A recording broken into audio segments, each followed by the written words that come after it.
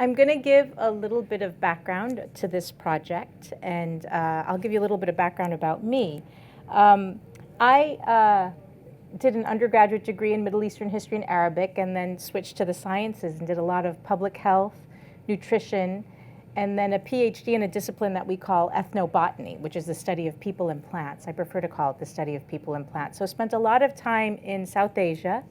Prior to that, had spent quite a bit of time in the Middle East, but now we're spending a lot of time in India and in China looking at traditional healing systems, looking at Ayurveda and traditional Chinese medicine in how what we call and how they treat what we call type 2 diabetes. So looking at traditional plant systems, animal systems, how we use traditional medicines to heal for culinary practices, for medicinal practices, for making houses, grass houses, hut houses, things like that. And over the years, as I was in the academic field, I found that my voice was much more powerful and I was much more comfortable working in a more art or media circle. And so I transitioned from the university to becoming an independent artist, but using a lot of those scholarly skills, which are research skills, to influence what I choose to study and what I choose to photograph and film. So fast forward to a couple years ago, I had applied for a Fulbright and ended up doing a second Fulbright in India for the year. And having been going there for the past 15 years on and off, I have a wonderful network of environmental activists, people in the conservation movement, and then people in the traditional craft movement. So again, all of these things coming together and intersecting. And it was important for me to do work related to women and farming, because I think they're kind of the, what's the word that we use? They're the bellwether for what's happening globally in terms of climate change, what's happening with the planet in terms of environmental damage, and then they're at the forefront of maintaining some of those traditional healing systems, those crop systems, that agricultural knowledge, or something that we call traditional ecological knowledge systems. And they also get the brunt of it too, in terms of the negative aspects. So I'm giving a little bit of a long introduction, but I want to really place it in its context, and we will turn quite soon to the imagery, the graphics and the films and the photographs. As consumers of media, whenever you hear about what's happening in the world in terms of environment and climate change, it can be very depressing. And so one of the things that was important to me was to deliver information in a way that is more graphically pleasing, kind of not so depressing, and what I call kind of seriously playful and playfully serious. So I created a superhero. I created a superhero to narrate the stories, and she's my alter ego. And so what I've done is here she is. This is one of her earlier versions, and she flies the globe, bears witness, makes visible the invisible, and tries to be seriously playful and playfully serious. So a way to tell these stories, so we can not just touch the adult audiences, but we can touch many audiences. This could be graphic novel kind of people, or children's books, or graphics or comics. So she comes in a few forms. This is the one that you see in the announcement for the talk today, and she is a powerful woman who flies the globe, bears witness, makes visible the invisible. But all superheroes, all narrators, all people in the world have stories. And this particular vision is something I've co-created with a wonderful artist, Sutanu Panigrahi in Delhi. And we can, luckily, after working together so closely for a year, we can work together across the oceans, across the ponds, electronically. So we continue to make. And this is something that, in this environment and in this world where the narrative around immigration and migration and migrants is so tense and so upsetting for some, I want to use this as a vehicle to remind people that we all have stories. We all come from someplace else, unless you're Native American in this country, and we all have layered stories. And my story, just like everyone in this room, is layered, it's diverse, it's rich, and complex in a good way and in a bad way. But you know, I have parents who emigrated here. They came with particular skills. You know, they come from a place in the world, and I could talk about this for an hour, but I won't. But I just wanted to offer you the opportunity to see a little bit into my world, some of the archival photography of my family, and how I integrate it to tell a story. There's Urdu script, there's Hindi script. I'm referencing a lot of Persian and Mughal miniature printmaking and making here with the artist Sutanu that we have a deep appreciation of, so we reference it here. There's the QE2 that my parents took over in the 1960s when they returned to the States for the second time. They first came in the 1950s. There's New York City, and there's a map of the world, for example, a palimpsest. It's at the very back, and before Europeans were the major cartographers, it was the Arabs. So that's a map of the world from an Arab perspective. You can't see it, but I know it's there, and the border is there. And then in front of that, for example, is a map that I got from the British Gazetteers, which is a map of India before partition, before 1947. And that's an important time. My father and mother lived through that. My mother was in Lahore, my father was in what we call India, and all of his family went to Pakistan. And so that's a time period that whenever I go to India and Pakistan, we feel those reverberations, we feel those histories, and there's a sense of independence and a sense of loss at the same time. It's always complex. It's never one or the other. There's histories that have been lost and new histories that are being created, so I wanted to capture that in some way. But also sitting up atop at peace with a camera and with glasses, a little older, a little wiser. So just placing you in the context of the story. And then what I did is, one of the first places I've spent a lot of time in India is Old Delhi. And I want to now introduce to you guys every single piece of architecture or photograph or image in these works are based on my photography. They're based on my photography. I sit down with a graphic artist and we go back and forth and decide what we're going to create. So Old Delhi has Asia's largest spice market. It's in an area called Karibauli, and within Karibauli, which is very big, it's a wholesale spice market area. There's a building called the Gadodia Market Building. It was probably built in the 1910, 1920s. It's a beautiful structure, and you can see one corner of that. And it abuts one of the oldest mosques, not the huge Jama Masjid, but a smaller mosque at the end of a long road called Chandni Chowk, and it was actually built by a woman. And so it abuts that. And this structure is just, I have a whole series of photographs just on the building itself because it has its own character. But these are the spice porters. These are the porters who, I call them the porters of taste.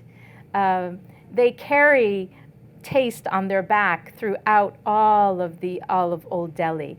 And I spent a year visiting them on a regular basis, photographing them, and I have some of their photographs here. You can pass these out. I would like to get them back. They're two different little booklets, but it's a nice way to show off your work, which I did to David when I spoke to him a few weeks ago.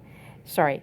And these porters, 99% of them come from farming families. When you ask them what they do, they all come, they're migrants within their own country, immigrants within their own country. They're coming from Rajasthan, from Nepal, from all predominantly northern Indian states. They're coming, as do most people come to major cities when they can no longer make a livelihood. So again, this is related to farming. I focus predominantly on women farmers, but when I was in the urban environments, we used this I use this to talk about other stories and other narratives that are happening. So while I was in India, having gone there for 15 years, I went to 7 or 8 different places where I spent quite a bit of time filming and photographing. So what I'm going to do now is I'm going to show you a series of graphics and then some of the photographs that inspired those graphics. So you get a sense of how we use the graphics to create the photographs and the photographs from which those graphics are created. So this is in a state called Andhra Pradesh in the northern part, but it's in central India. And this is a group of what we call Adivasis or indigenous peoples. There's over 500 different tribes of indigenous peoples in India, the first inhabitants. Long before the Aryans and long before Hinduism came, you had indigenous peoples. And they have a vibrant, rich, when it hasn't been destroyed or compromised or their land hasn't been taken or mined, they have a vibrant and rich farming system. And the trailer that you're going to see in a little while, you'll see a trailer for this first film called Bowing to No One. And as you can see, the superhero is there. In this case, she's participating in drinking the toddy with her fellow hosts who were kind enough to share this wonderful fermented drink. It was the season. There were three types of palm trees that create fermented toddy throughout certain specific times, and this one was available then. So she's participating and active in it. Normally when I give talks, it's much more of a kind of conversation, but for filming purposes, we'll hold them off for the end, but please write them down or engage with me afterwards, and I'm happy to expand upon any questions you might have about how I chose where I worked, who I worked, how I worked with, how do you access or interview people, etc. So this is Kasalama, one of the Adivasi women, and she plays a strong role, especially in the second film that we're working on. An indigenous woman who's struggled for the land with her community to work towards them having food sovereignty, the ability to grow their own food, the ability to live in their forest, their ability to grow their crops on a regular basis that are quite diverse. This is how you drink toddy. You take a gourd, a beautiful gourd, and you put it in the dip. It's called a dippa, and you put it in and you pour it like that, and it doesn't touch your mouth. It must flow down. So these were some, it was a wonderful way to be filming for a few days, kind of a little happy on some toddy. It's kind of like cider, our version of a mild cider, nothing dramatic. Now we're in Nagaland. Nagaland is in northeast India. It's near the border of Myanmar, formerly called Burma. And I had the privilege of spending a good 10 days with these extraordinary women. It was rice season in that they were preparing the fields, the watered fields and the landscaped fields. What's it when you have tears? The tears. They were preparing it for rice cultivation. And these women were in their 60s. They were more buff than I've ever been in all my life, and so able. So we incorporate some of the photography. This is Quetzolu, and this is her when we made her graphic, but this is her as a photograph. These are elements of her and her daughter's kitchen. Her daughter was just recently elected to the local government, the panchayat. And it was interesting, and I was happy to get this on film. She says, yes, the moment I got onto the panchayat, the men were so glad. They said, oh, good, we're going to have someone to make tea for us. So there's gains being made, and there are gains not being made. But just to document it and share it, and that they're being elected to higher government positions is always a good sign. The other thing that was very important for me and my work and my process is, as I said, everything is based on my photography, but it's also about time and it's about place. This is May 2015, Nagaland in Chizami district.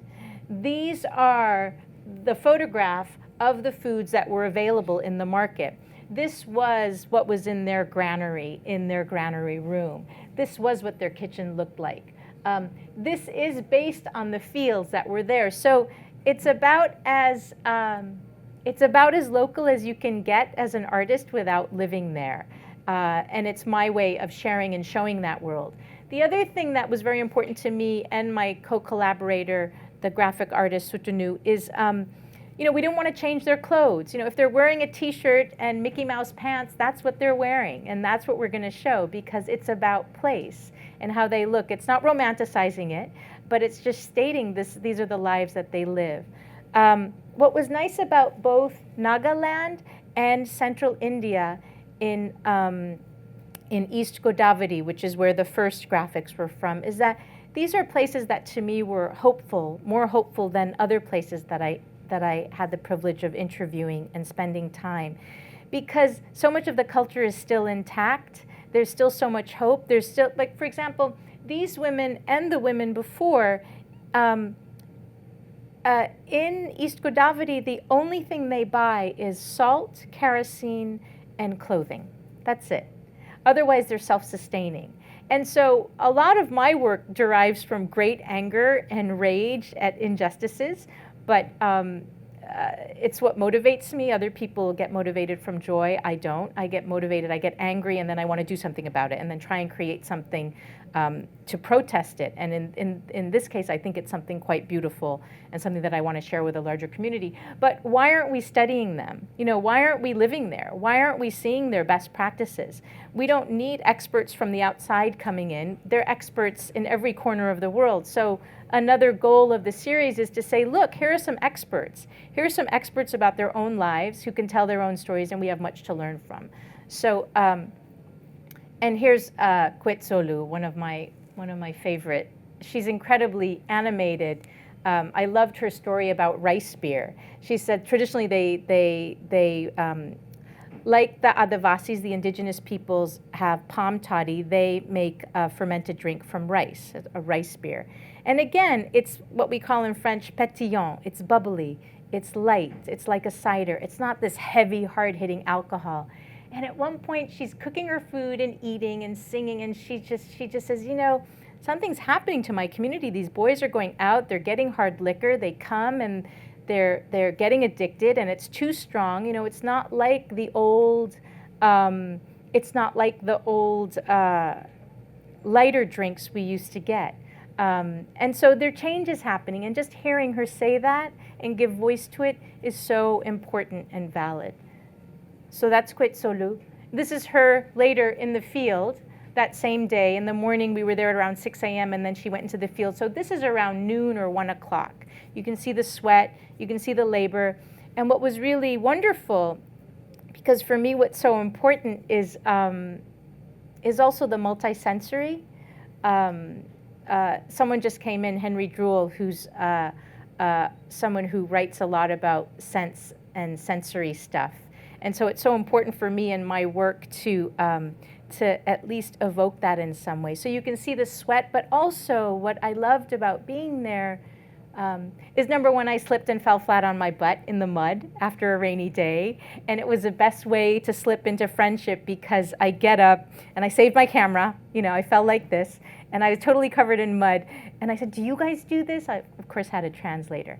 And I said, do you guys do this? So we do it all the time.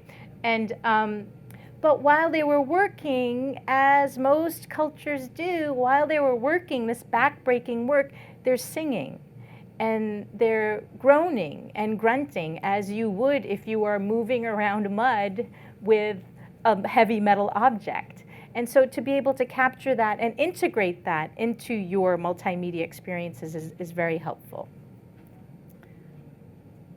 So this is a place where I have spent quite a bit of time, and so has Henry Druel. These are the Indians of African descent. There are several communities across India, and they've come at various times throughout history. And in this particular area, we are in Karnataka, which is in southern India, but we're not far from Goa. And some of you might know of Goa. It was like Bahia in Brazil, like Macau in China. It was a Portuguese, a place where the Portuguese colonized. And where the Portuguese colonized, they also brought enslaved people. So the descendants of these communities, most likely, you can never be sure, are probably from Mozambique that the Portuguese brought to Goa. And then over the years, they escaped and lived in the Western Ghats.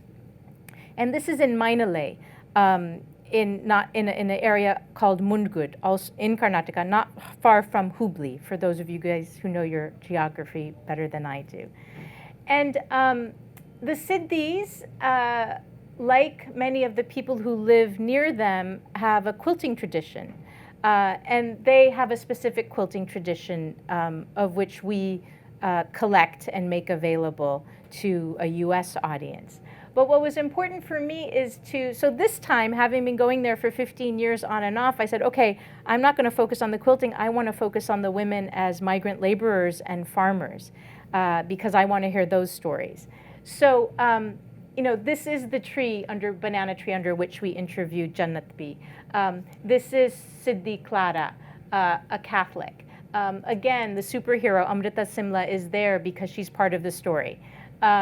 And we placed it all in a beautiful quilt because not only are we sewing, S-E-W-I-N-G, we're also sewing, S-O-W-I-N-G. So kind of making those analogies and making it available. Again, this is what they were wearing. This is what it was in January 2015 in Karnataka. The rice had been harvested. They were winnowing it in the fields as they are up here. Again, all based on my photography. And corn was growing. A little late in the season for this particular farmer, but corn was beginning to grow. Not much water. And so we systematically interviewed these women. This is what the houses looked like. That was the beans and cotton that was being harvested. This is the tamarind and turmeric drying. Where's the... No, the cow's not here. Yeah, that was the bull that was approaching us one afternoon, and we had to photograph. So again, I and my fellow co-artist Sutanu, we created these in the mind of a children's books or a graphic novel or stories to tell of this woman who flies the world and reveals these invisible stories, these stories that none of us know about. We talk about India, we talk about South Asia in such black and white terms, and it's a rich, complex place. Right in this photo, there's Hindus, there's Muslims, there are Gauli people, there are different castes in this photo. There's Christians, Hindu. And that's just this little microcosm. And we're growing. There are about how many varieties of trees and plants, and it's all there. And it needs to be shared with the larger world. So here are some of the photographs that of this community. They're not all Indians of African descent, but there are quite a few because that was the focus. This is Jannat Bhi, an incredibly animated woman who we interviewed underneath her little banana garden up behind the house, up into the woods a little bit. And this is her just a little talking about her name, where she's from.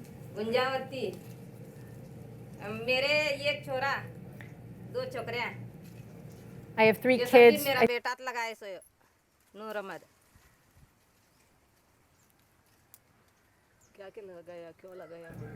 ये कई को लगाया बोले तो ये केली का गड़ा रोपा लेके आया, वो बच्चे छोड़या, वो जो पीर के बच्चे काटने का, खोदने का, लगाने का, वैसा कर को मेरा बेटा करे आज। Her son put this garden for her, got the water, but all the goats eat it. All the goats break the fences. That's something that you hear repeatedly over and over again.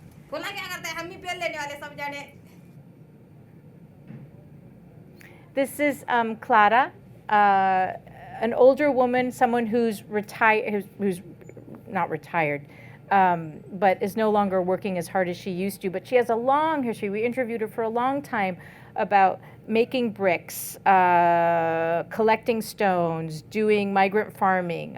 She's had a very difficult, long, and hard life. And so we want to integrate her stories. It's not just the young people that are farming. There's the elderly that have also had a tradition of farming. This is outside of her home. And this is her, just to give you an idea of the landscape and where she lives. Again, this is Karnataka, southern India, but more north and a little more west in the Western Ghats. Just to give you a sense of the place.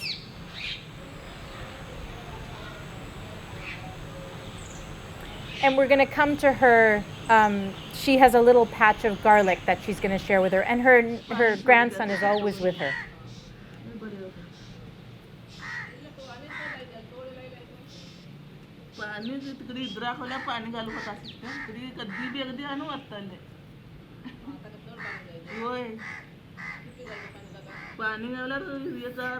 I'll tell you about who we're working with, who I'm flying around with, literally, who's helping me with all these translations in a moment.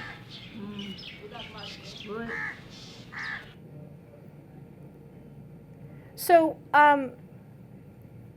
one of the things that we did is there's a pretty extraordinary community of Catholic sisters who live in this community. And we made contact with them about 15 years ago. And from my own perspective, if you had told me 25 years ago that I'd literally be running around Karnataka and in this community with a nun for 4 weeks interviewing all these different women, I would have not believed that. What I deeply, deeply appreciate about the Catholic sisters is they're there where nobody else is. And outside of what your religion is or your politics or anything, they're there.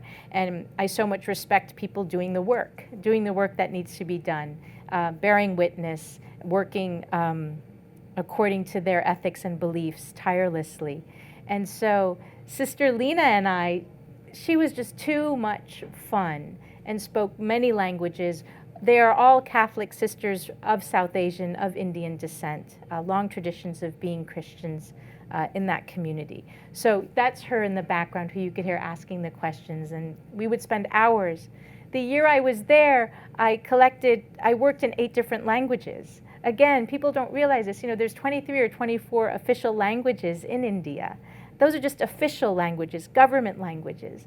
There's many, many, many more that have not been recognized and or are dialects. But I would tend to say that, 8 different languages. I spent most of my time and most of my money with translators, my Fulbright money, and would do it again because these need to be translated. Their stories need to be told. So this is another farmer. She was in a much more precarious situation, was in much more debt than more people. She wasn't like the Naga farmers. She wasn't like the farmers from the Adivasi region.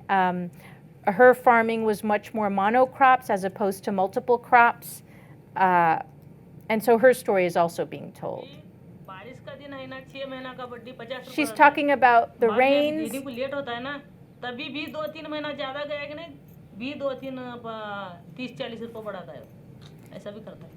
एक अगला ऐसा है यार हनी तो उतना बड्डी दे बोल के एक लेता है, 50 बोल के लेता है। एक अगला नहीं, ये अपना दिन छोड़े आपके पास देव बड्डी बोलता है।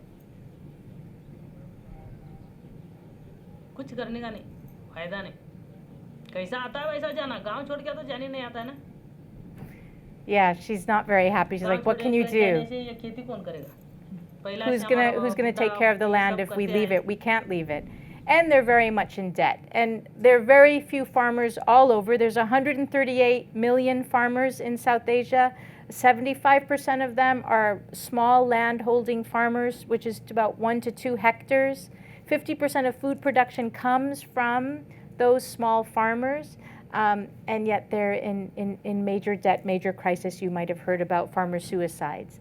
I didn't work in many communities where farmer suicides was very, very high. Just because there's so many people doing good work on that, I wanted to get the stories that were in between, the stories that were before, because we tend to live in a society that's so polemical that we just want the 2 extremes, but there's this vast middle region that needs to be seen, that needs to be shared, that are on the edge and again, invisible. So here's another way of showing them, hopefully in a playful way and in an enticing way. Another Siddhi.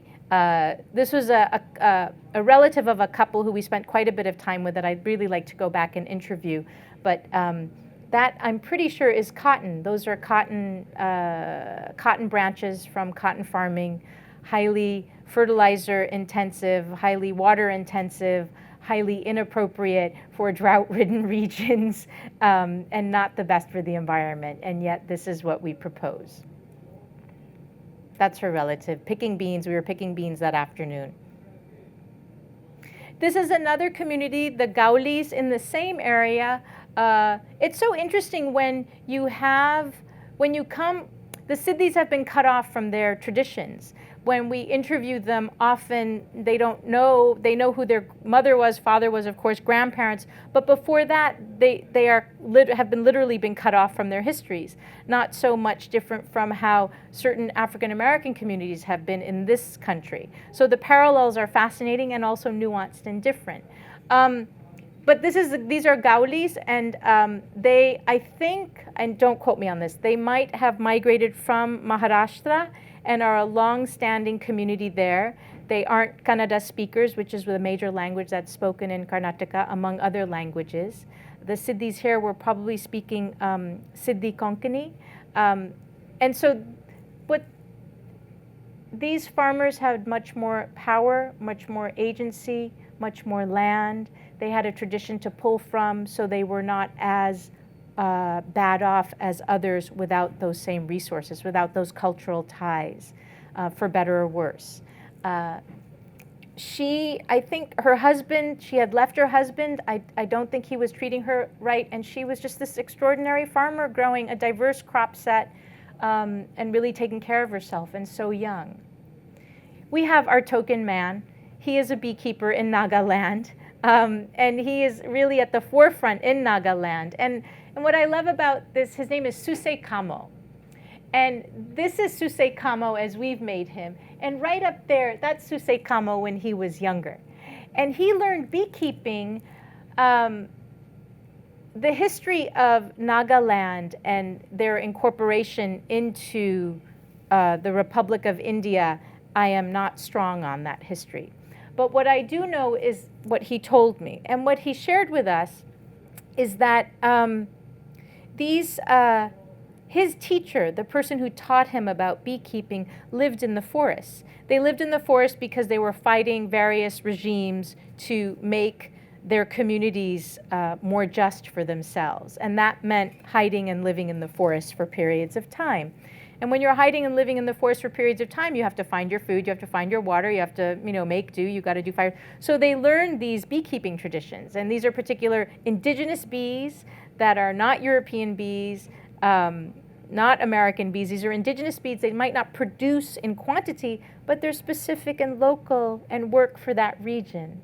So he grows, has a beautiful, beautiful business of beekeeping that is affecting the biodiversity of the place, that's increasing and maintaining the biodiversity of the place. Number one, I think he looks a little bit like a bee. And number two, he was just this beautiful, lovely soul. And maybe it's me projecting, but I think in order to be a beekeeper, you have to have a sense of calm. And you have to have a sense of self because you're interacting with these bees on a regular basis. And that's Suse Kamo. And this is, we're coming to the end of this part. And so this is in Telangana, a newer state in India. I think 2014 is the official introduction of the state to the Union. It broke off from Andhra Pradesh. And this is the Medak district. And in India, it's been in the news quite a bit because of severe drought, because of severe large farmer suicides. But I had the pleasure of working with one of the top vets in the country. She's one of the first women to go to veterinary school. She's my colleague. We are peers. And she's done a wonderful thing. She's been working tirelessly, not only in the Adivasi community that I showed you earlier, but also in this Dalit and Adivasi community and shepherd community in the Medak district. She's been going there for 25 years. And so she knows the language. She's been working with them. And these are shepherds and Dalits. Dalits is a word that they use to describe, that's loosely translated as untouchables, so the lowest in the caste system. And these women are not at death's door when it comes to farming. They are not in deep debt.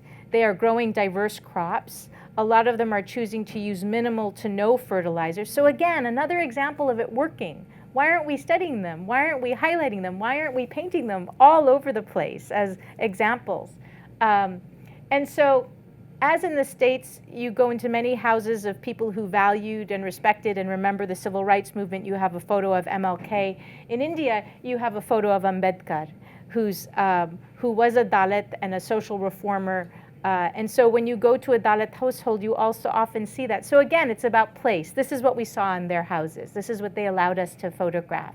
This was the patterning in one of the shepherds' houses. These are the rugs that a community close by grows, knits, weaves from indigenous sheeps of that area that Sagadi helped them maintain. And these are the pots, these beautiful clay pots that they label that hold the seeds. So they're seed savers again. So, so that's that. And I can show you some of those photos. Her husband had just died, so there was a kind of melancholy sadness. They were great partners, a great team. So there was a bit of sadness there. And this is one of the women who works in the Medak district, who's also a Dalit woman and a fine cook. Then it's always good to have some music. I don't have a clip of the music. I should have remembered to do that. But this is some time we spent in Rajasthan. And this is a place that I visited on several occasions. And there's what we call a caste of singers, the Marasi caste of singers. And they're women who were just extraordinary in that I could say sesame, and they would sing for 3 hours about sesame and the sesame that the daughter cultivated and harvested and how she cooked it, or how the daughter-in-law didn't cook it right, and so the mother-in-law was giving her a hard time, and on and on and on. So, you know, it's not just the land, it's the songs associated. We all come from cultures that were agricultural. And then this is Hakam Khan, who has performed at Lincoln Center as part of the Manganyars, who I saw probably 10 or 15 years ago and was just taken and blown away with the beauty of the music. So I said, Hakam, can you sing us a song about, I just said, you know, generally agriculture. So he sang an 8-minute song. And you'll hear it when I show you one of the clips. You'll hear the music of it, not the words. But he sang about the leaves falling off the trees. He sang about the debt collector coming to collect his money for what he forwarded you so you could farm. He talked about the abundant watermelons and millets. Millets are an important crop, such an important crop, and ghee, plenty of ghee, so there's much abundance. Then preparing the land, the rains coming, and then the celebration of Holi, all around the sun. So he just sang this beautiful song, and there we were, culturally attached to place. This is one, of course, this is an iPhone photo. The best photo is your iPhone photo, so it's not huge megapixels, but it's still one of my favorite photos. This is them preparing some food for us before we had one of their many singing engagements that they conducted with us. And then I come to a close from the high of Adivasis being sustainable, from the Naga women not dependent on many things outside, not dependent on the cash economy. Again, I don't want to romanticize it, but I want to say these are examples of things that are working. We need to look at those examples. We need to make visible their lives and their stories. This woman, we had just been in a small community of farmers, and I was on a motorcycle with my host, and she was in the field, and he knew of her, and I said, can we stop and visit with her? So we visited with her. She's in her 90s. And this is November 2014. She's in her 90s, and as someone who's trained in botany, in traditional ecological knowledge systems, and culinary diversity, she is a library to me. She's many libraries. Every one of those wrinkles is an encyclopedia of information. She was there before we had what they call the Green Revolution in the country. She knows about place, she knows about farming, she knows about the landscape, she knows about the water, she knows about what to grow. And then they had the Green Revolution, and they changed all how they grew, what they grew, a cash crop, monocropping, and now she's at the other end. And so here she is, this amazing woman. Now this is in a part of Andhra Pradesh that isn't far from Bangalore. This is a part of Karnataka and Andhra Pradesh that has some of the highest sex trafficking of girls and women. So shortly after meeting her, this woman with such great knowledge and information, I met a social worker 2 hours after meeting her. I'm with a social worker who's interviewing a woman who said it was okay for me to interview her, to film. And this is a woman who 11 days prior to meeting at that point, no, a week before, she had just escaped a week before from 11 years of forced prostitution. So here we have a woman who's 31, just escaped forced prostitution in Delhi. And here we have this woman with a load of knowledge in her mind. Who are we valuing and what are we wasting? And who are we prostituting? Not only the land, but the people.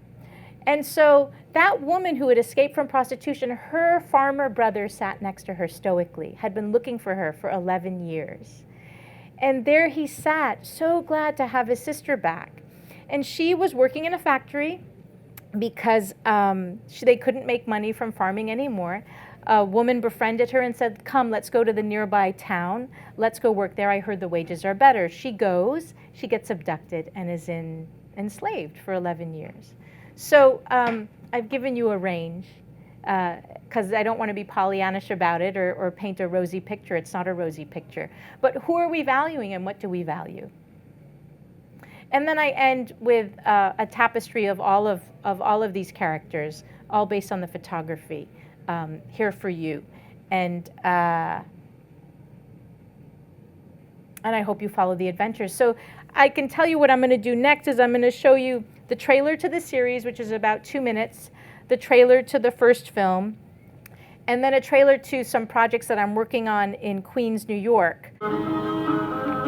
Welcome to the series of documentaries highlighting South Asian farmers, in particular women farmers. I'm Amrita Simla, your narrator and superhero who flies the globe and bears witness.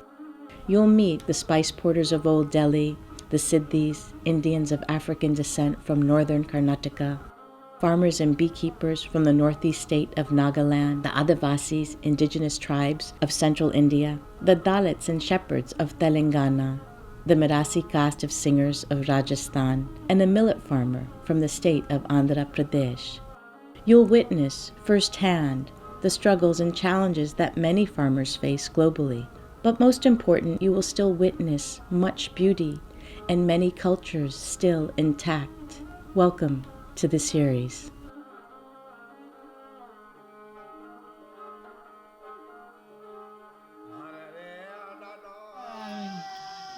నా చిన్నప్పటి నుంచి చూసుకుంటే మా అమ్మ నాన్న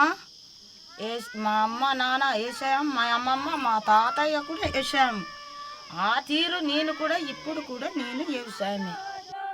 That was Satyavati. She's an Adivasi, a descendant of some of the original inhabitants of India. And I'm Amrita Simla, a superhero. I fly the globe and bear witness. Satyavati and her community of Koya and Konda Reddy tribes are located in the central Indian state of Andhra Pradesh, specifically in the region called East Godavari. నూరేసి రుబ్బేసి మళ్ళీ మామిడికాయ ఇవన్నీ వేసుకొని మళ్ళీ వండుకోవచ్చు. ఉల్లిపాయలు మన కారం ఉప్పు లేదనుకో మామూలుగా తినొచ్చు. ఇవి తింటే మనకి బలం.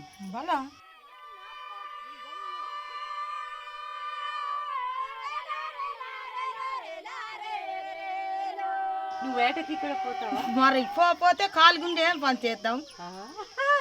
ఏం వేట ఇంకా అలాగే పోవడం మొగారితో. ఈ రోజు నువ్వు ఏమి బయట నుంచి కొన్నావు? మరి కొనాం. మనకు అన్ని పడు మనమే కొనుక్కోవాలంటే ఒక ఉప్పు కిరసన ఒక ఉప్పే కొనుక్కోవాలి. బట్టలు మనం కొనుక్కోవడం అంతవరకే అన్ని మనకే పండుతున్నాయి. ఈ నాలుగు మన కొడుకు రాకుంటే మన మొగాడికి లొంగం కొడుకు వంగం. తరం తరం గడగడ తరం తరం గడగడ మోనే మోనే గడగడ గడగడ గడగడ గడగడ తరం తరం గడగడ తరం తరం గడగడ మోనే మోనే గడగడ. I've had the privilege of working with so many amazing organizations, non-governmental organizations, activists, in the government and outside of the government, amazingly well-intentioned people who are working hard, who are from the communities and or allied with the communities. And I could give you a long list of those organizations that we need to be highlighting, we need to be putting forward, we need to be making visible, so that 25, 30 years from now, it's not barren, it's not destroyed. There's so many pockets of hope, and that's what we have to do. I'm pessimistically optimistic, or optimistically pessimistic, one of those things, but you have to fight the good fight. You can't give up. You can't give up. So the way I do it is by showing these stories. So you say, hey, what are we going to do? And what can I do? And how can I, just on a very personal level, live a little bit lightly? And or give millions of dollars to me and the people that I work with so that we can continue to do that. That's your other option, of course, which I failed to mention. That's the little plug. I prefer the latter. So I think what I'll do now is I'll shift away from the South Asia work and share with you some work that I'm doing now in Queens. It's about making visible the invisible. It's about making stories visible to larger communities. And in this particular time period, I think it's even more important to talk about immigration, migration, and the strength that immigration, migration brings to communities when it's looked on in that light. So while I was in India, I worked for a wonderful organization called Culinary Backstreets. You can look them up online, culinarybackstreets.com. And they're two guys who went to Istanbul, two American guys who went to Istanbul, learned Turkish, and fell in love with Turkey and Istanbul, and wanted to document the wonderful mom and pop and what they call usta, which means master, cooks. It's such a rich tradition. Turkey is one of the biodiversity hotspots, so there's lots, I mean, it's the Mediterranean, there's so much culinary diversity, you know, you can grow stuff, it's just wonderful. So they wanted to start just documenting that. They started something called Istanbul Eats. That then morphed into Culinary Backstreets. Now they have correspondents and writers all over the country, not in the US, and they do these wonderful cooking tours. If you ever go to Istanbul, please check them out. If you go to Shanghai, if you go to Athens, if you go to Barcelona, Lisbon, we just opened up. So wherever I go, and you're talking about networks, I happen to have gone to Smith College, and so when I was bemoaning the fate of the old boys network in the country and not having access, I said, wait a minute, I have an old girls network. So I got involved with my college, and I started spending time there, got on the board. Long story short, wherever I go in the country or the world, I look up the alumni. And there was an alumni who worked with these guys. So I got to meet her when I was in Istanbul for a conference. And so when I got the Fulbright, I emailed her. I said, do you think Culinary Backstreets would want a series on Old Delhi? Because that's what I want to do.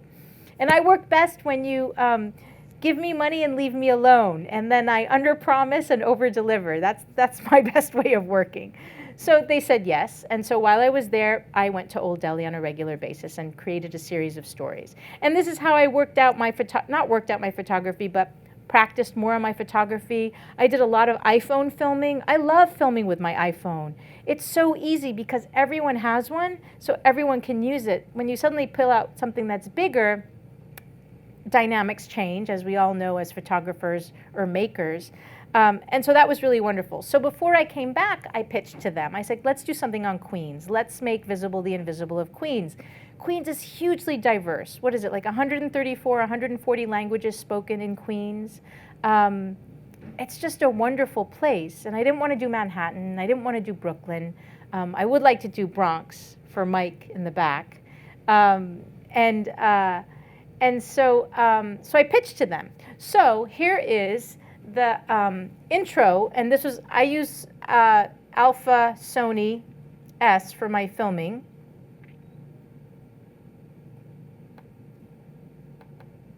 So this is the opening for it, short, and then I'll show you what we're dropping on Friday for next month's. Immigrants define Queens today, and for the next year, Culinary Backstreets and I, Sarah Khan, will explore migrant kitchens from the world's most diverse community. Queens, New York. For folks who've never been to Queens, the best way to begin an exploration is on foot, and that means hopping first on the number 7 train. The last stop on the 7 is Flushing. And when you step off into the neighborhood, it feels like a bustling downtown Shanghai. There's little English and plenty of street food vendors.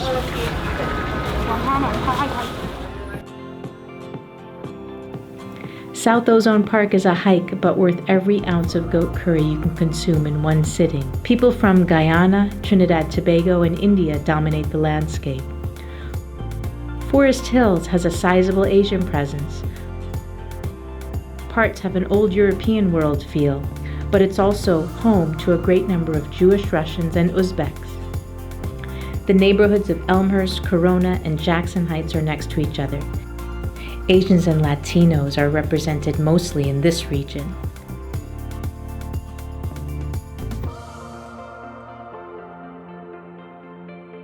On one side of Roosevelt Avenue, you can find everything you need for a Sichuan meal.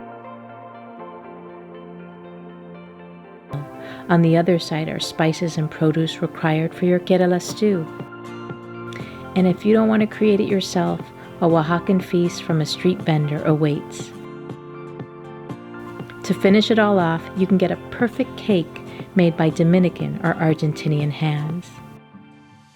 To learn how Queens became so diverse, see detailed maps, and hear from the immigrants themselves in their own words, visit culinarybackstreets.com for a deeper, year-long exploration of migrants and their kitchens.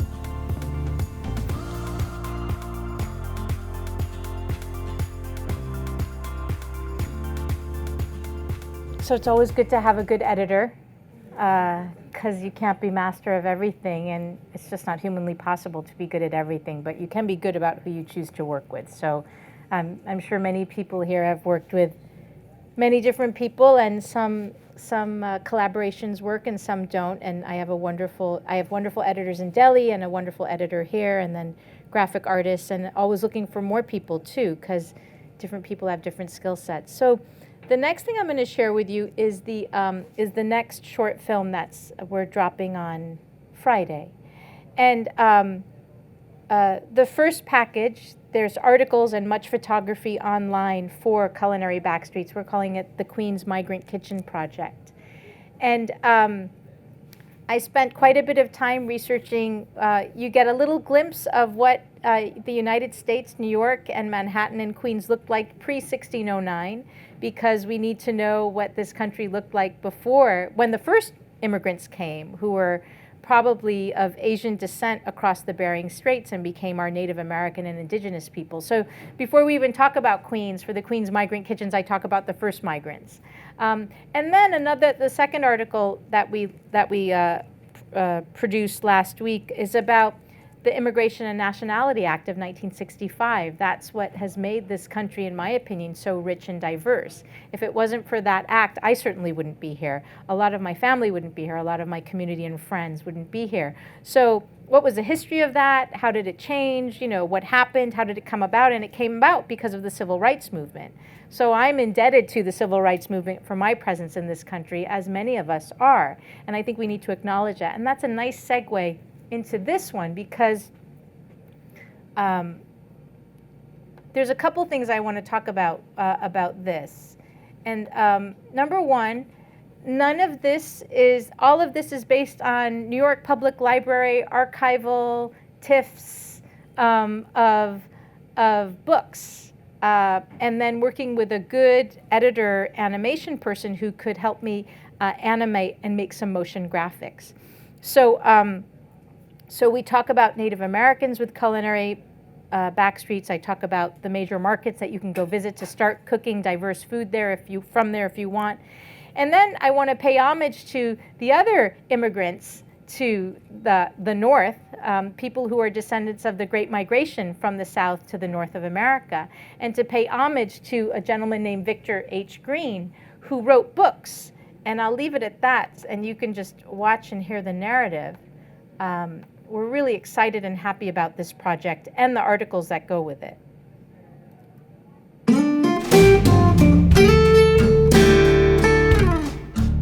Sorry.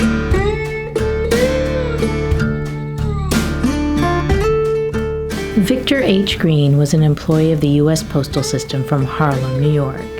In 1936, he published the first edition of the Negro Motorist Green Book.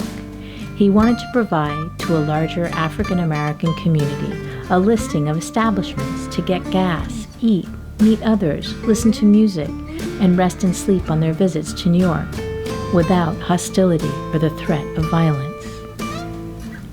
The automobile, now more available, conjured a world with open roads to voyage with wonder, spontaneity, and freedom. But this romantic notion certainly did not apply to all. The Jim Crow era came to personify a system of government-sanctioned racial oppression and segregation in the United States. By 1949, though, the Green Books had become so popular that they covered all of the United States, Canada, Bermuda, and Mexico. Green continued and published the series for nearly 30 years, till Johnson signed the Civil Rights Bill into law in 1964, ending the legal practice of segregation. Queens, New York, and in particular the Jamaica Queens neighborhood, is the heart of an old African American community. Many African Americans moved to Queens from Harlem and Brooklyn in the 30s, 40s, and 50s. According to the early Green Books, from the late 40s and into the early 50s, 3 taverns are listed in Jamaica. Tolliver's Tavern on New York Boulevard was one of the beloved houses of music, where many jazz and blues greats played for all who passed through, local and visitors. To learn more about the history of Tolliver's Tavern and Marie's Fish and Chip Takeout nearby, the present-day Rib Shack and Houston's Seedless Watermelons around the corner on Linden Boulevard, and the West African cuisine on Sutphin Boulevard, visit the Migrant Kitchen series at culinarybackstreets.com.